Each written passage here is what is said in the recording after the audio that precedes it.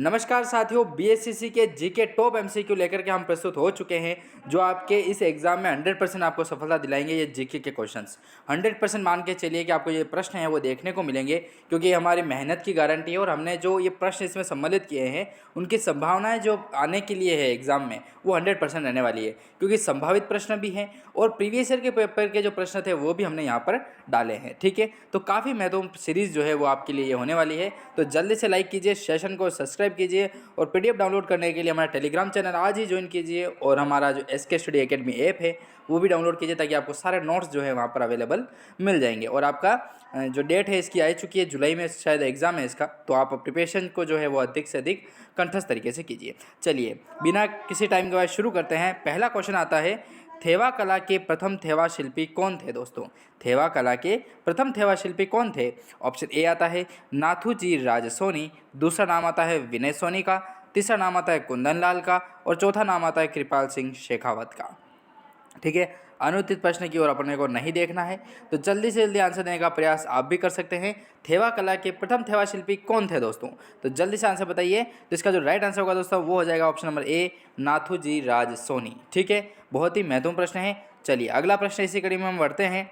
तो अगला प्रश्न आता है कि बीकानेर की विश्व प्रसिद्ध चमड़े पर चित्रांकन की उस्ता कला का आगमन कहाँ से हुआ था दोस्तों? बीकानेर की विश्व प्रसिद्ध चमड़े पर चित्रांकन की जो उस्ता कला है दोस्तों, उसका आगमन कहाँ से होता है? ए ऑप्शन आता है अमेरिका से, ऑप्शन बी आता है आपको लाहौर से, ऑप्शन सी आता है ईरान से और ऑप्शन डी आता है आपका पुर्तगाल से। तो बीकानेर की जो विश्व प्रसिद्ध दोस्तों चमड़े पर चित्रांकन कला, जिसे उस्ता कला के नाम से प्रसिद्ध है, वो आपके आई थी दोस्तों कहाँ से? सी अर्थात ईरान से आई है। ठीक है, तो सी ऑप्शन इसका राइट आंसर होगा। ऑप्शन नंबर सी, ईरान से आती है कौन सी? उस्ता कला। ठीक है, चलिए इसी कड़ी में अगला प्रश्न आता है, कहाँ गया, ये रहा। जयपुर की ब्लू पोट्री को अंतर्राष्ट्रीय स्तर पर अपने विशिष्ट पहचान दिलाने का श्रेय जो है दोस्तों वो किसे जाता है? जयपुर की ब्लू पोट्री जो है दोस्तों प्रसिद्ध है, उसको अंतर्राष्ट्रीय स्तर पर अपनी जो विशिष्ट पहचान है वो किसके माध्यम से दिलाई जाती है? कौन थे? तो अपना नाम आता है शेखावत साहब का। ठीक है, डायरेक्ट आंसर बता देता हूँ, कृपाल सिंह शेखावत, क्योंकि ये आंसर बहुत ही कॉमन है और इसका प्रश्न जो है वो बहुत बार रिपीट हो चुका है आपके बीएसएससी एग्जाम में, पीटीटी वाले एग्जाम में भी बहुत बार पूछा जा चुका है। तो कृपाल सिंह जो शेखावत है वो जयपुर को ब्लू पोट्री जो है उसको अंतर्राष्ट्रीय स्तर पर अपनी विशिष्ट जो पहचान है वो दिलाते हैं दोस्तों। चलिए इसी कड़ी में अगला प्रश्न आता है अपना महत्वपूर्ण, देख लेते हैं। कृपाल सिंह शेखावत किस कला के सिद्ध हस्त कलाकार थे दोस्तों? कृपाल सिंह शेखावत जो हैं वो किस कला के सिद्ध हस्त कलाकार थे? ऑप्शन ए आता है मीनाकारी के, ऑप्शन बी आता है टेराकोटा के, ऑप्शन सी आता है ब्लू पोट्री के और ऑप्शन डी आता है आपका ब्लैक पोट्री के। तो कृपाल सिंह जो शेखावत है दोस्तों वो किस कला के सिद्ध हस्त कलाकार थे? तो दोस्तों इसका जो राइट आंसर होगा वो आपका हो जाएगा सी ऑप्शन, ब्लू पोट्री के। चलिए अगला प्रश्न, बादला क्या है दोस्तों? महत्वपूर्ण प्रश्न है कि बादला जो है वो क्या है।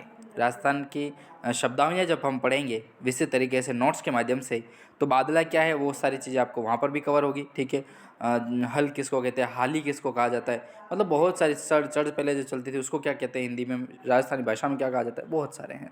तो बादला क्या है? जिंक से निर्मित पानी की बोतल है, या रंग छपाई करने वाले प्रिंट है, या कागज के खिलौने हैं, या फिर अपने धागे नुमा एक आकृति है। तो बादला क्या है दोस्तों? तो बादला जो है दोस्तों इसका राइट आंसर होगा आपके जिंक से निर्मित पानी की बोतल। ठीक है, बादला के बारे में 3-4 प्रश्न और मैंने डाल रखे इस पीडीएफ में। ठीक है, वो भी आपको यहाँ से कवर होने वाले हैं। तो जिंक से निर्मित जो पानी की बोतल होती है उसे बादला के नाम से जानते हैं दोस्तों। चलिए अगला प्रश्न आता है इसी कड़ी में, महत्वपूर्ण प्रश्न है दोस्तों कि रमकड़ा उद्योग किसके लिए प्रसिद्ध है? रमकड़ा उद्योग जो है वो किसके लिए प्रसिद्ध है दोस्तों? ए फलोदी के लिए, मतलब किसके लिए रमकड़ा जो उद्योग है दोस्तों वो कहाँ के लिए प्रसिद्ध है? सॉरी, किसके लिए नहीं, कहाँ के लिए, क्योंकि ऑप्शन के आधार पर देखें ना, तो फलोदी स्थान के लिए, सोरसन के लिए, पुष्कर के लिए या गलियाकोट के लिए। तो जल्दी से प्रयास कीजिए आंसर देने का कि रमकड़ा जो उद्योग है दोस्तों किसके लिए प्रसिद्ध है। तो इसका जो राइट आंसर होगा डी ऑप्शन होगा, गलियाकोट। ठीक है, गलियाकोट जो स्थान है वहाँ के लिए प्रसिद्ध है रमकड़ा उद्योग। ठीक है, चलिए अगला प्रश्न इसी कड़ी में देख लेते हैं। दाबू प्रिंट के बारे में काफ़ी महत्वपूर्ण प्रश्न है कि दाबू प्रिंट जो है वो कहाँ की प्रसिद्ध है दोस्तों? दाबू प्रिंट कहाँ की प्रसिद्ध है? जल्दी से प्रयास कीजिए, दाबू प्रिंट कहाँ के प्रसिद्ध है? तो सी ऑप्शन राइट आंसर होगा, अकोला की प्रसिद्ध है। ठीक है, ऑप्शन बिना ऑप्शन देखिए आप राइट आंसर पकड़ने की कोशिश कीजिए। प्रिंट के बारे में बहुत प्रश्न आते हैं, बादला के बारे में मैंने 3-4 प्रश्न डाल रखे, तो बादले का जो है वो नोट्स में पढ़ने की ज़रूरत नहीं पड़ेगी, आपको यहीं पे कवर करा दूंगा। अब ये पीडीएफ है ना, देखिए कितने पेज की पीडीएफ है भाई साहब, ये पेज है 340 पेज की, देखिए अब आप। तो इसको जो है ना, मैंने महामैराथन की क्लास भी ले रखी है, वो भी आप वीडियो ज़रूर देखिएगा, ठीक है। और इस पूरी पीडीएफ को मैं क्रम वाइज तरीके से पढ़ाऊंगा, पूरे वापस सारे प्रश्न एक साथ में नहीं पढ़ा सकते हैं, आप चाहें तो वो पूरी का पूरा अगर पढ़ना चाहते हैं तो उसका मैंने अलग से वीडियो बना रखा है, जो आपका महामैराथन सीरीज़ जो करके है वीएसएससी की, वहाँ पर जाकर के आप देख सकते हैं, ठीक है। तो बाकी छोटे छोटे वीडियो देखने के लिए भी फ्रेंड्स में जो सजेशन करते हैं तो मुझे देखने की और बनाने की ज़रूरत होती है, तो मैंने ये प्रश्न बनाया है। इसके अंतर्गत हम 10-12 प्रश्न जो है वो कवर किए हैं और अगला वापस प्रश्न शुरू करेंगे, ठीक है। तो मिलेंगे नेक्स्ट वीडियो में दोस्तों, जय हिंद।